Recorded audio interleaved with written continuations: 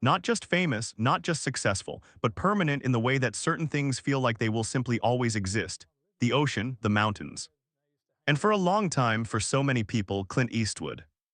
He moved through decades the way very few human beings ever do, with intention, with weight, with a kind of quiet authority that made the world around him seem smaller by comparison. You watched him on screen and believed every second of it, not because he was acting, but because something in him refused to be anything other than completely real. And off-screen, that same quality followed him everywhere, into boardrooms, into directing chairs, into a life that kept building and building long after most people would have stopped. That image, that towering and almost mythological image, is what makes where he is today so difficult to sit with, because this is not a simple story. It never was. It is not just about a body growing older or a career winding down. Those things are true, but they are only the surface. Underneath, there is something far more layered, far more human. The kind of story that asks you to look past the legend and see the man who was always living behind it. A man who carried more than the world ever knew, who lost more than he ever showed, who spent a lifetime running toward the next thing and is now, at 95, finally standing still. That stillness is what this story is really about. To understand what that means, you have to go back, not to the Oscars, not to the iconic films or the decades of praise. You have to go back to a boy in San Francisco, born in 1930, in the middle of one of the hardest periods in American history. The Great Depression had its hands around the country's throat, and the Eastwood family felt it the way most working families did, through constant movement, through uncertainty, through a life that never quite settled into something stable. They moved from city to city. His father chased work wherever it existed, and the family followed. There was no sense of permanence in those years. No guarantee that next month would look anything like this one. And for a lot of children, that kind of early instability leaves a mark that never fully heals. But in Clint Eastwood, it seemed to do something different. It didn't break him, it quietly made him. He worked as a lumberjack as a young man. He dug swimming pools. He was drafted into the army and served his time. None of it pointed anywhere remarkable. Even when he eventually made his way to Hollywood, the early years were more discouraging than promising. Small roles, forgettable parts. Studio executives who looked at him and saw all the wrong things told him his teeth were too big, his jaw too strong, his whole presence somehow not quite right for what they had in mind. He heard all of it, and then he kept going anyway. The career that followed was not built on luck. It was built on stubbornness, on instinct, and on a refusal to accept someone else's ceiling as his own. The spaghetti westerns that first made him a global name came through a foreign director, a script nobody in Hollywood wanted, and a role that most established actors had turned down. From those unlikely ingredients, something undeniable emerged, a presence, a gravity, something that the camera simply could not ignore. And when he finally stepped behind that camera himself, everything that had always been there in him became even clearer. He was not merely an actor who had gotten lucky. He was a storyteller with something real to say. His films, the ones that endured, carried a specific emotional weight that is very hard to manufacture. Unforgiven, Mystic River, Million Dollar Baby, Gran Torino, each one was about the cost of things, the cost of violence, the cost of silence, the cost of waiting too long to reach for the people who needed you. Looking back on those themes now, with everything that has come since, they feel less like creative choices and more like confessions. Quiet ones. Buried inside fictional characters and borrowed stories, but confessions nonetheless. Because behind everything he built, there was always a private life that told a very different story from the one the public thought they knew. For decades, he gave the world one face: controlled. Measured, a man who revealed almost nothing, not because he had nothing to reveal, but because he had made a deliberate choice about what was his to keep. People who worked with him over the years described someone the public rarely got to see: warmer, more curious. A man who genuinely loved jazz, who could spend hours talking about the craft of cinema without once steering the conversation back toward himself. Someone who was loyal, quietly and sometimes imperfectly, but loyal in the way that people are when loyalty actually costs them something. His family, by the time the full picture was assembled across the years, was large and genuinely complicated. 8 children from different relationships, across different chapters of his life. Some of those connections were close and nourishing. Others were harder, more distant, shaped by the kind of long absences that a career like his almost inevitably creates. There were acknowledgments of paternity that came late, relationships that formed under complicated circumstances. None of it was scandalous in any meaningful sense. All of it was human, the messy, real, uneven result of a man who poured most of himself into his work and had to figure out, imperfectly, how to divide what was left. What defined him most consistently in the eyes of people who knew him well was that relationship with work. It was not ambition in the ordinary sense. It was something deeper. Work was the place where the world made sense to him, where effort had a clear relationship with outcome, where he held the decisions, controlled the result, and could shape something meaningful out of raw material. Real life did not always offer those conditions. Work always did. And for a remarkably long time, the work kept coming, into his 70s, into his 80s. American Sniper arrived when he was 84 and became one of the most commercially successful war films ever made. The Mule, which he directed and starred in, was released when he was 88 years old. There were conversations about future projects after that. There were always conversations about future projects. The world watched all of this and felt something close to wonder. Here was a man who seemed to have simply refused the terms that time imposes on everyone else, who had found some private arrangement with aging that the rest of us were not privy to. And then slowly, almost imperceptibly, the arrangement began to unravel. There was no single moment, no announcement. No dramatic turning point that the world could point to and say, there, that is where it changed. It was more like a tide going out, gradual, quiet. You almost didn't notice until you looked up and realized how much had already receded. Public appearances grew rarer. The interviews, which had never been frequent to begin with, became nearly non-existent. Projects that were discussed in hopeful terms kept getting pushed further into the future without explanation. The silence, which had always been one of his signatures, began to feel less like a choice and more like something else entirely. People noticed. They always do when someone that visible begins to pull back from the light. At first, the reaction was mostly gentle understanding.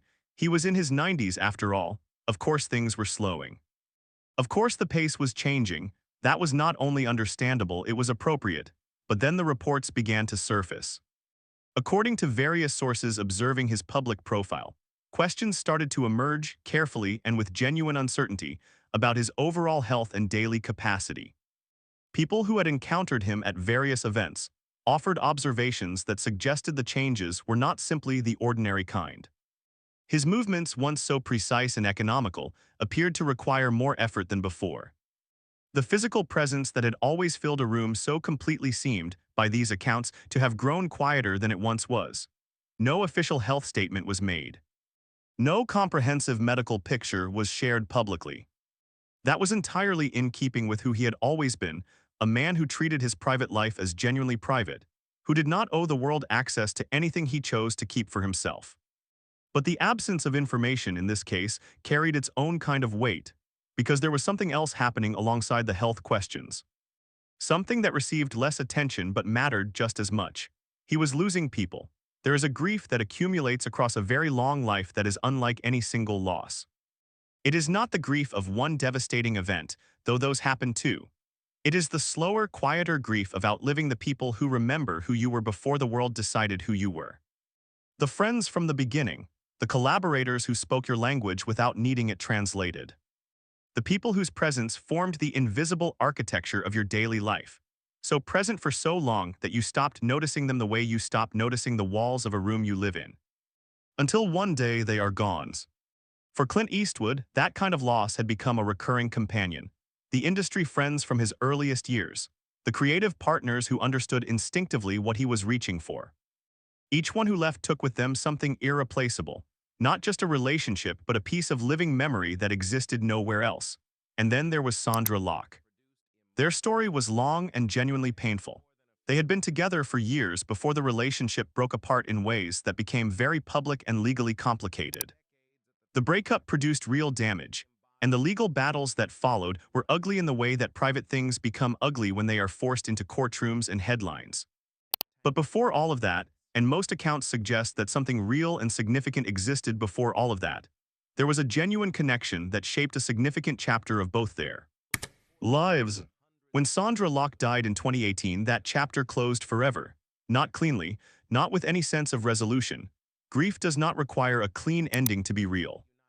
And the grief of losing someone whose story with you was never fully settled is its own particular kind of weight. she was not the only significant loss. There were others less examined by the public, but present in the quiet accumulation of absence that a life as long as his inevitably gathers. What makes all of this especially complex is what it means for a man whose entire emotional life was organized around work. When the work slows, when it stops being the constant reliable structure that holds everything else in place, and when the people who populated your inner world begin to disappear one by one, the question of what remains, of what fills the space that was never consciously left empty, becomes deeply urgent. For Clint Eastwood, that question has no public answer, only a silence that has grown heavier and more present with every passing year. There is a specific kind of loneliness that lives inside extraordinary lives, and it is almost never talked about honestly. The world places people like Clint Eastwood on a kind of elevation that feels like admiration but functions, in practice, like distance. The expectation of strength, built up over decades and reinforced by every interview and every performance and every public moment, creates an invisible wall. People do not approach the genuinely formidable with tenderness, they approach them with deference. And over time, the person inside the formidable exterior may quietly stop waiting for something different. People who study the psychology of aging among those who spent their lives achieving at the highest levels have noted something that is both consistent and quietly heartbreaking. The very qualities that make someone extraordinary, the self-sufficiency, the emotional discipline, the relentless capacity to keep moving forward, become the hardest things to live with when the forward movement stops being possible. When life requires not action but acceptance, those strengths offer very little shelter. Clint Eastwood built himself deliberately and over many decades around the idea of capability. Around being the person who handled things, who solved problems, who moved through difficulty rather than sitting inside it. At 95, whatever he is facing, whatever the specific shape of his current situation, it almost certainly asks something of him that identity was never designed to provide.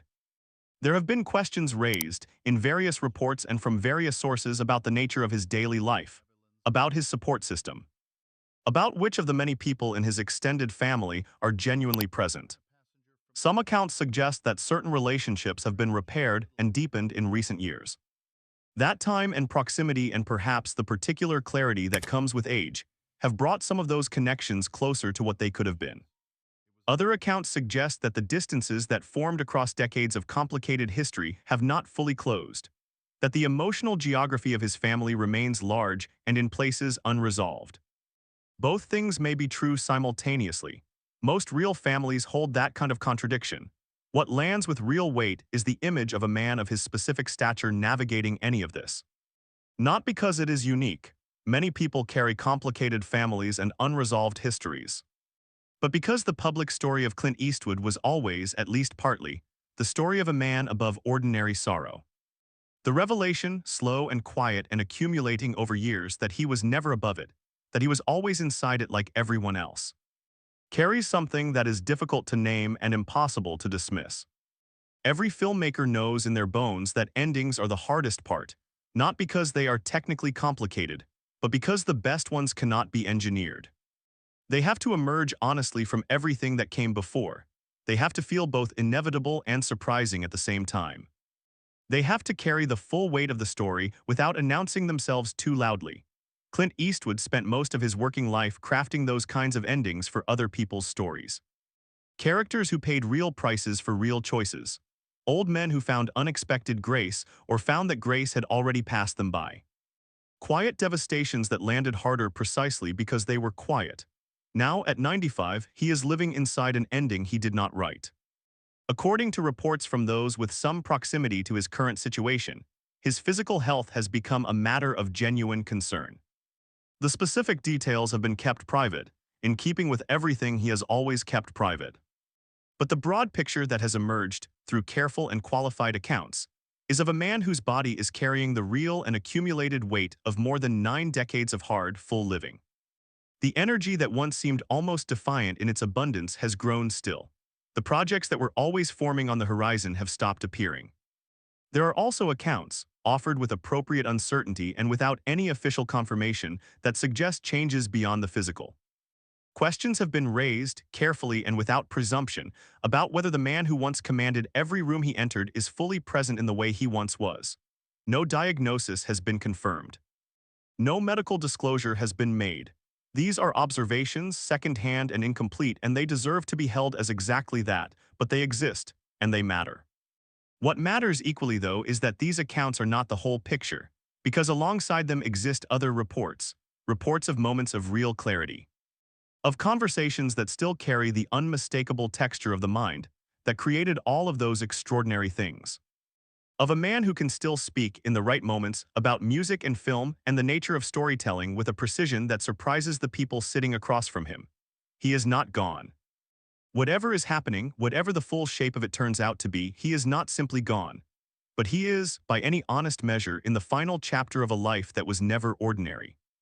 And he is facing, as everyone eventually must, the ordinariness that waits inside every ending. The quietness, the stillness.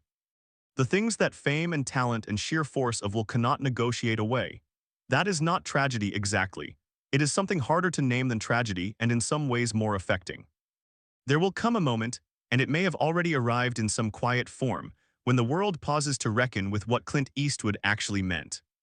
Not to cinema, though that conversation will be long and deserved and genuinely significant, but to something broader than cinema, to the idea of what one human life can hold. What can be built from nothing, through stubbornness and vision and a refusal to be told what is and isn't possible, what it costs, what gets left behind in the building of it. He was not a perfect man, he never suggested otherwise. His personal life carried real complications and produced real pain for real people. His public face, so carefully maintained across so many decades, was also a kind of barrier that kept the world at a distance he seemed to need. He was complicated in the specific way that long, intensely lived lives tend to produce complication, the kind that doesn't resolve cleanly, the kind you carry. But there was something in him that was undeniable, something that went beyond talent or success or the machinery of fame, a genuine seriousness about the weight of stories. A belief demonstrated in film after film that the truth of human experience deserves to be treated with care and precision and respect. That belief is in the work. It cannot be separated from it.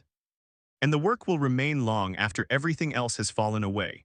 Unforgiven will still make people feel the unbearable, complicated cost of violence. $1 Million Baby will still arrive at its ending, like a blow that you didn't fully see coming. Gran Torino will still hold the specific force of a man discovering, almost too late, what it actually means to be connected to another human being. Those films carry him forward. In that sense, at least, he is not going anywhere. But what stays with you after sitting with all of it is not the legacy is certain. It is the man underneath the legacy who keeps pulling you back, the boy who moved from city to city and hardened quietly into someone remarkable, the young man who heard no and kept walking. The artist who found ways to say true things about grief and regret and love through borrowed characters and fictional lives. The father who tried and did not always succeed. The partner whose love was real and also complicated. The old man who is now facing the one thing, the only thing, that all of his extraordinary capability never prepared him for. There is no tidy resolution here. He is still alive, still present in whatever form these days allow, and his story has not ended. But the shape of what is coming is visible now in a way it was not before. And sitting with that visibility, taking it seriously, treating it with the same honesty that his best work always demanded, feels like the only appropriate response. Because what his life ultimately reveals underneath all of it is something completely and irreducibly human. Strength and fragility living in the same person. Achievement and longing side by side. A face that the world knew, and a man that the world was only ever partially allowed to see.